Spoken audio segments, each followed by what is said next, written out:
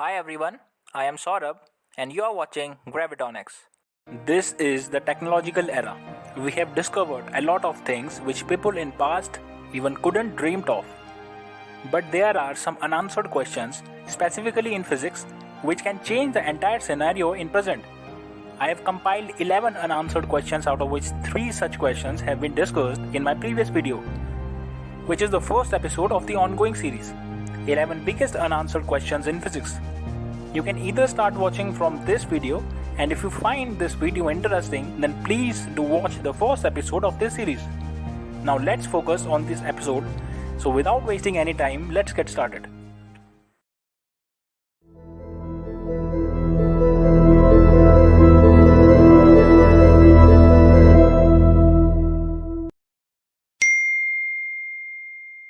When we talk about space, we instantly remind ourselves of the Cartesian coordinate system in 3 dimensions. That's true, it's the representation of space. But do you know that 4th dimension exists? Yes, it exists. The 4th dimension is time.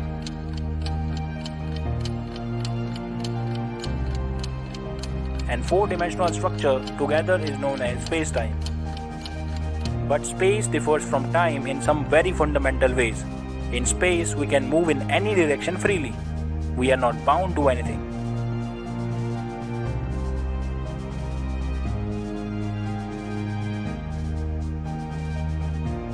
But when it comes to time, we got stuck. We have just one direction, and that is from present to future. We grow older, not younger. We remember the past, but not the future.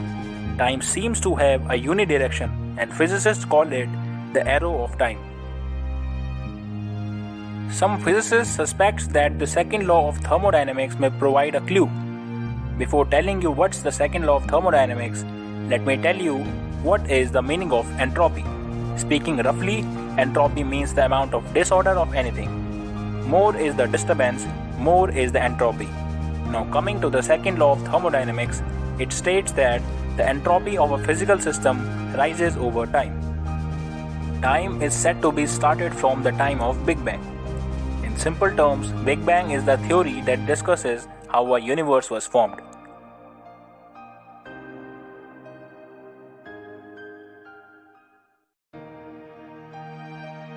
So time started from the Big Bang, and since then, entropy is continuously rising. And physicists think this increase is what gives time its direction. Let's understand this with the help of an example. Suppose I have a glass and it falls and breaks into smaller pieces.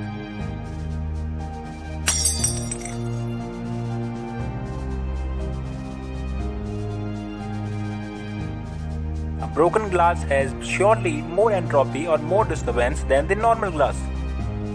As the time passed, the entropy raised, but it never happens that a glass was broken and it becomes a normal glass itself.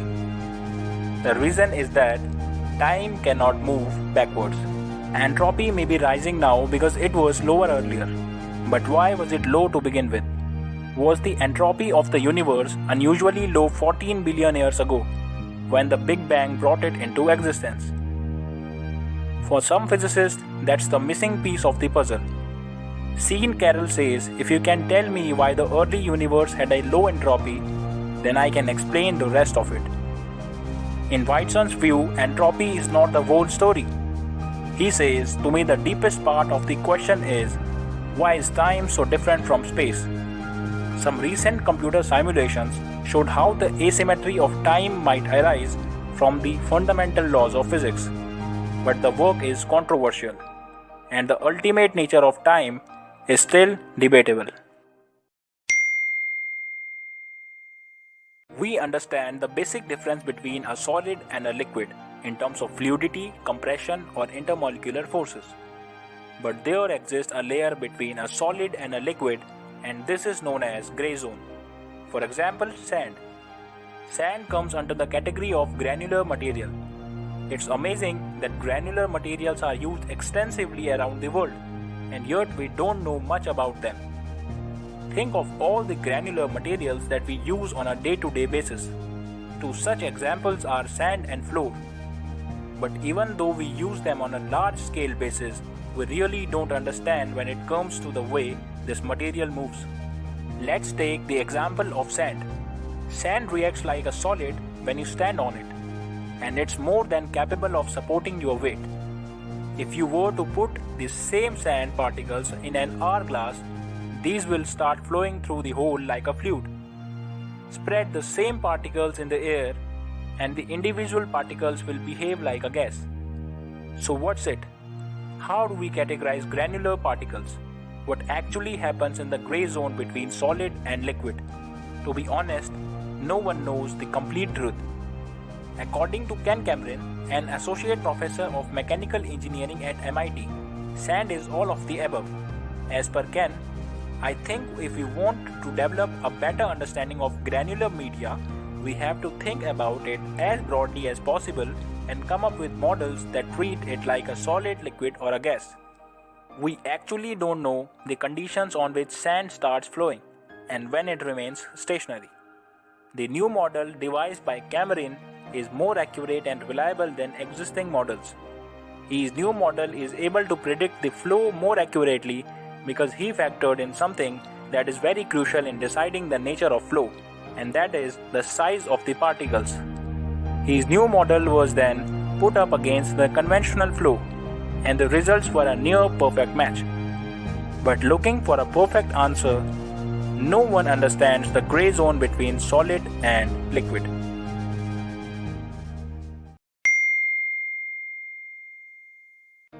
Black hole.